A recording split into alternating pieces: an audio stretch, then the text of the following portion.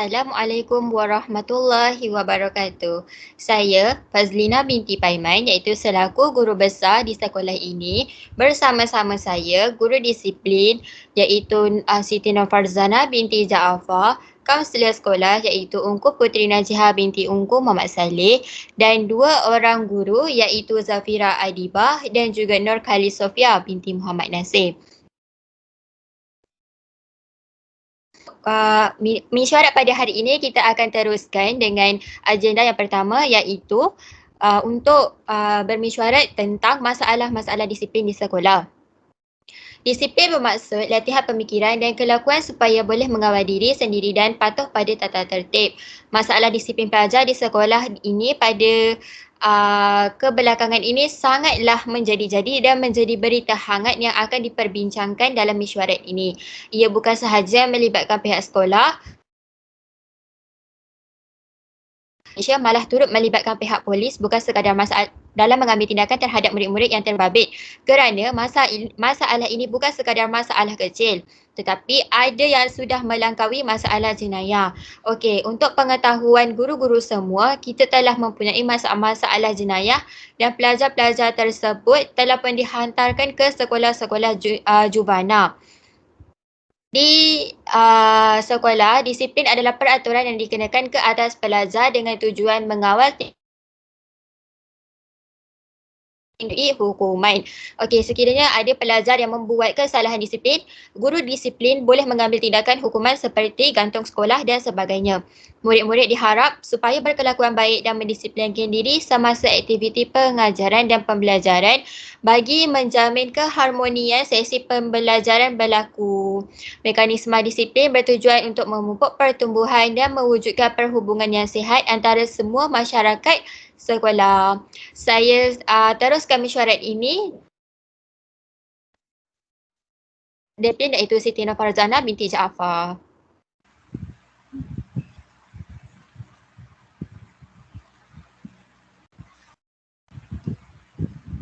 Bismillahirrahmanirrahim. Assalamualaikum warahmatullahi taala wabarakatuh. Nama saya Siti Nurfarzana binti Jaafar selaku guru disiplin sekolah. Baiklah, insyaAllah pada hari ini saya akan menerangkan mengenai punca-punca masalah disiplin pelajar kat sekolah lah. Okay, macam yang kita sedia maklum, sebenarnya setiap apa yang jadi mesti akan ada sebab dan asbab lah.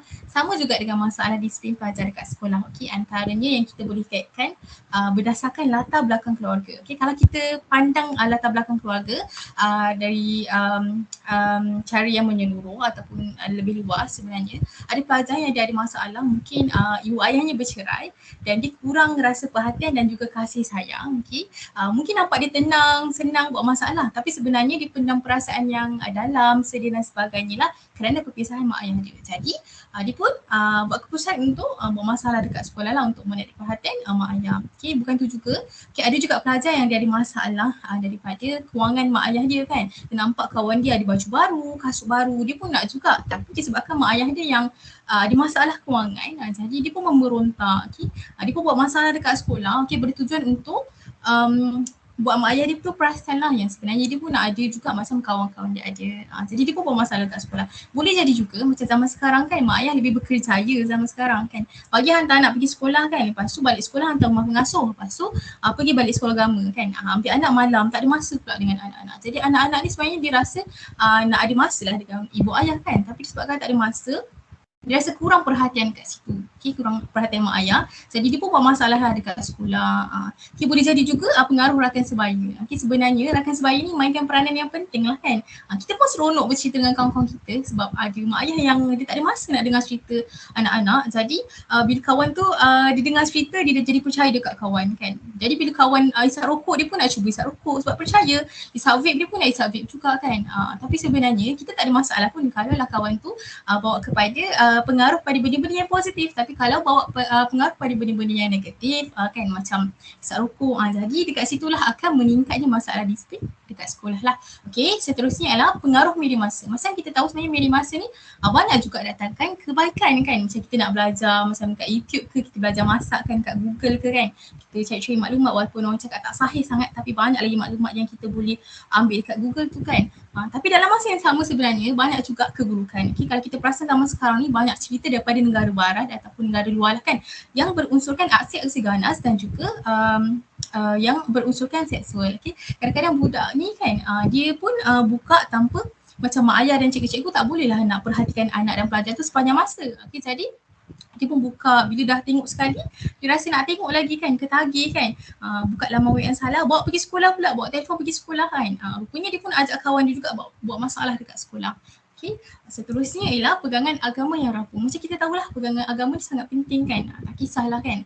Tapi kalau kita kat sekolah sebenarnya pelajar-pelajarnya dah diberikan pendidikan Islam kan, dah belajar pendidikan Islam. Saya pun yakin dan percaya mak ayah dah bagi pengajaran agama yang baik dekat rumah. Okay, cuma mungkin pelajar-pelajar sukarlah untuk mengamalkan benda tu. Bila kita tak faham agama kan, kita susah nak membezakan yang baik dan yang buruk. Dekat situlah pelajar mula salah langkah dan tersilap langkah lah. Okay, seterusnya lah tekanan diri pelajar. Kalau kita faham sebenarnya tekanan diri tu bukan datang pelajar je. Kita orang dewasa pun sebenarnya selalu ditekan kan, kerisauan dan sebagainya. Okay. Pelajar ni belajar banyak subjek dekat sekolah. Setiap subjek tu ada kerja sekolah masing-masing.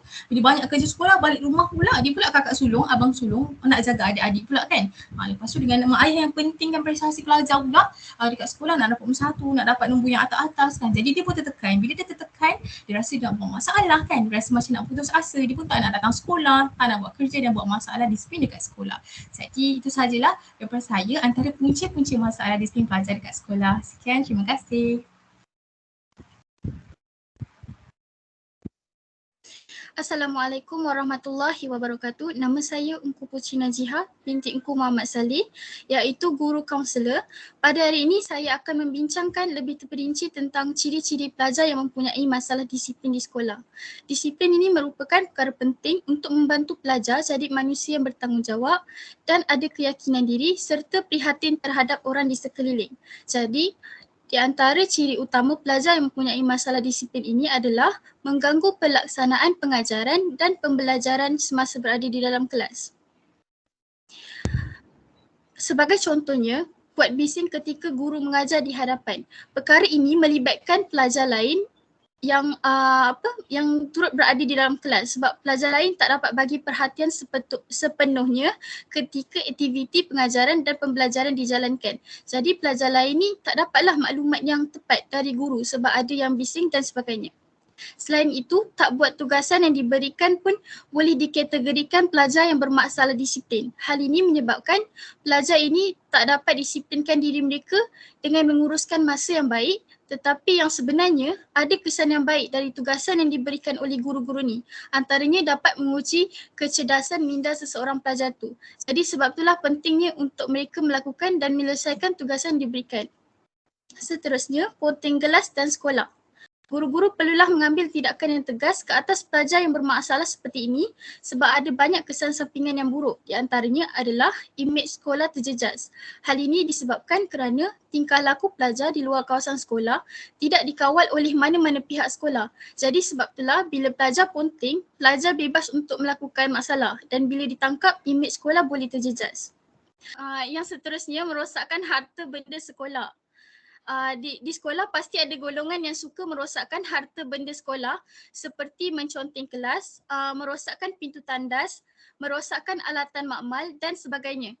Perbuatan ini menyusahkan pihak-pihak sekolah yang lain yang ingin menggunakan peralatan-peralatan sekolah ini sebagai keperluan seperti alatan makmal untuk bahan bantu mengajar. Pelajar seperti ini patut diberi kesedaran sebab perkara ini boleh melibatkan pihak sekolah mengalami kerugian yang sangat besar kerana terpaksa mengeluarkan kos untuk membaiki dan menggantikan barang-barang yang telah dirosakkan. Seterusnya, memukul dan mencederakan pelajar lain. Macam yang kita semua sedia maklum, keruntuhan akhlak sejak akhir-akhir ini semakin membimbangkan. Salah satunya kes buli lah. Seperti memukul, mengugut dan sebagainya. Kebanyakannya perkara-perkara ini berlaku sebab pelajar tak nak dipulaukan atau disisihkan oleh rakan. Jadi nak tak nak, pelajar harus mengikut apa yang diperintahkan oleh rakan sebaya mereka.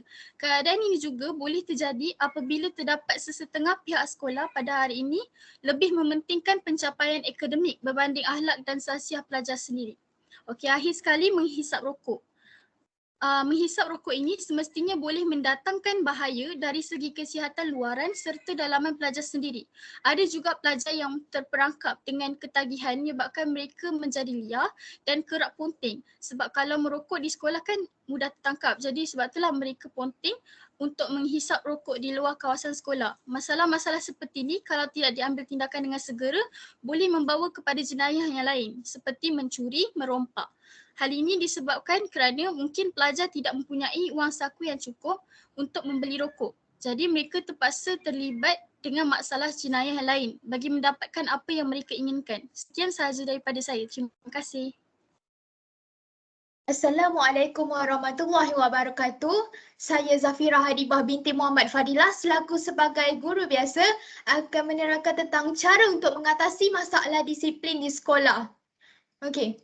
Antara saranan yang mungkin boleh diaplikasikan untuk mengurangkan masalah disiplin pelajar di sekolah ialah yang pertama ialah kesedaran diri. Pelajar perlu ada kesedaran dalam diri mereka sendiri untuk menghadapi dunia yang penuh dengan mencabar ini. Dalam soal ini, pemilihan rakan sebaya turut memainkan peranan dalam membentukkan sahsiah diri pelajar. Mereka perlu memikirkan perkara yang baik dan juga yang buruk serta akibat sebelum melakukan sesuatu perbuatan dengan mendapatkan pandangan daripada ibu bapa dan juga guru.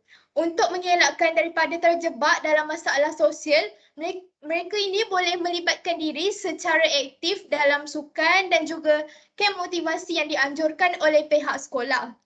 Yang kedua pula ialah peranan ibu bapa. Peranan ibu bapa ini adalah sangat penting dalam memberikan perhatian yang serius terhadap anak-anak mereka. Ibu bapa ini mestilah memperlihatkan setiap gerak-geri ataupun pergerakan anak-anak mereka. Kawalan yang ketat ke atas anak mereka ini dapat menghindarkan anaknya daripada terjerat oleh kelompok yang jahat, dadah dan juga budaya kuning. Ini akan disebabkan terdapat jenayah yang kian menjadi-jadi pada akhir kini. Ibu bapa juga seharusnya mengetahui rakan-rakan anak mereka dan juga sentiasa memastikan anak-anaknya berkawan dan juga bergaul dengan mereka yang mempunyai akhlak yang baik. Ibu bapa juga perlu bertanggungjawab untuk meningkatkan penghayatan anak-anak terhadap agama. Ibu bapa yang tidak berkesempatan hendak menghantar asas agama kepada anak-anak mereka ini, jadi mereka wajarlah bagi ibu bapa itu untuk menghantar anak-anak mereka ini untuk mengikuti kelas fardu ain. Anak-anak yang tidak dididik dengan keagamaan memudahkan mereka ini terhindar kepada gejala yang tidak sihat. Okey, seterusnya ialah peranan guru di sekolah. Guru di sekolah pula bukanlah sekadar pembimbing akademik, tetapi harus menjadi rakan kepada pelajar. Guru yang diingati oleh pelajar ialah guru yang boleh dibawa untuk berbincang bersama-sama dalam menyelesaikan sesuatu masalah itu. Guru yang hanya memerintah akan diingati sebagai pemerintah dan tidak didekati oleh pelajar. Bukan setakat arahan akademik sahaja dia tidak patuhi. Bahkan ia juga akan mewujudkan pemberontakan antara diri pelajar itu dengan gurunya. Ini pula akan menyebabkan pelajar tidak mempunyai minat terhadap proses pembelajaran. Pendekatan akademik boleh dilakukan dengan mudah. Aktiviti-aktiviti yang berteraskan akademik dan juga separa akademik seperti kegiatan co-curriculum di sekolah. Begitu juga dengan perubahan-perubahan teknik pengajaran seperti penggunaan komputer dan juga teknik pengajaran luar kelas. Baik, Assalamualaikum warahmatullahi wabarakatuh. Saya akan sambung untuk memberi cadangan ataupun cara mengatasi masalah disiplin. Baik, memperhebatkan bimbingan dan kaunseling sekolah. Cara-cara pencegahan yang bersesuaian hendaklah diadakan di peringkat sekolah. Kaunseling di peringkat sekolah adalah penting dalam membantu remaja mengatasi masalah mereka. Oleh itu, kaunselor belajar memainkan peranan untuk menerapkan daya juang dan daya saing yang tinggi dalam diri pelajar dalam menangani masalah disiplin di sekolah. Bimbingan dan kaunseling adalah proses terbaik kerana mereka lebih mengutamakan kebajikan pelajar, keselamatan, bersikap adil dan bertanggungjawab, merahsiakan segala maklumat pelajar yang bermasalah agar pelajar yang bermasalah berubah tingkah laku, seterusnya menjadi contoh kepada pelajar lain. Di setiap sekolah mesti ada satu bimbingan dan kaunseling ataupun pusat bimbingan dan kaunseling di mana pelajar boleh mengadu ataupun meluahkan apa sahaja masalah kepada guru bimbingan ataupun kaunseling. Bimbingan dan kaunseling ni ada perbezaannya lah. Unit bimbingan dan kaunseling sekolah perlu menganjurkan program terhadap pelajar bermasalah seperti kem jati diri, kem motivasi, kem kepimpinan dan sebagainya. Melalui program ini membolehkan pelajar mempunyai sasiah yang tinggi, jati diri tinggi dan juga daya juang yang tinggi. Peranan Persatuan Ibu Bapa dan Guru iaitu PIBG. Setiap sekolah mempunyai PIBG, jadi pihak sekolah boleh berganding bahu dengan PIBG menangani masalah disiplin. Mereka perlu diberi penjelasan dan kefahaman mengenai peraturan dan garis panduan yang berkaitan dengan gejala disiplin mengikut keperluan dari semasa ke semasa. Sekiranya berlaku salah laku disiplin, ibu bapa bertanggungjawab terhadap anak masing-masing dan tidak menuding jari kepada pihak sekolah ataupun membiarkan pihak sekolah mengatasinya secara bersendirian. Ibu bapa juga perlu memperkukuhkan dengan didikan agama yang secukupnya terhadap anak-anak melalui penilaian kafah atau penilaian moral. PIBG juga boleh menganjurkan kursus atau seminar kemahiran keibubapaan kepada ibu bapa dalam mendidik anak-anak. Oleh itu, peranan yang dimainkan oleh PIBG sangat penting bagi memastikan ibu bapa cakna terhadap sekolah dan pelajar, seterusnya masalah disiplin dapat ditangani dengan berkesan. Sekian, terima kasih.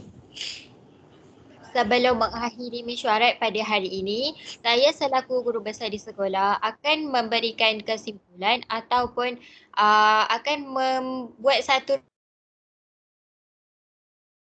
berbincangkan pada hari ini. Jadi jelaslah dapat diperkatakan bahawa disiplin dalam kalangan pelajar kini semakin membimbangkan. Semua pihak hendaklah berganding bahu sehingga ke angkar umbi, ibarat kata pepatah, ke bukit sama didaki, ke lurah sama dituruni dalam menangani masalah disiplin dalam kalangan pelajar. Langkah yang drastik dan efektif perlulah diambil oleh semua guru untuk memastikan disiplin di sekolah sentiasa dipatuhi oleh semua murid dan tidak lagi menghantui masyarakat akidah dan masa depan pelajar. Sekian, terima kasih.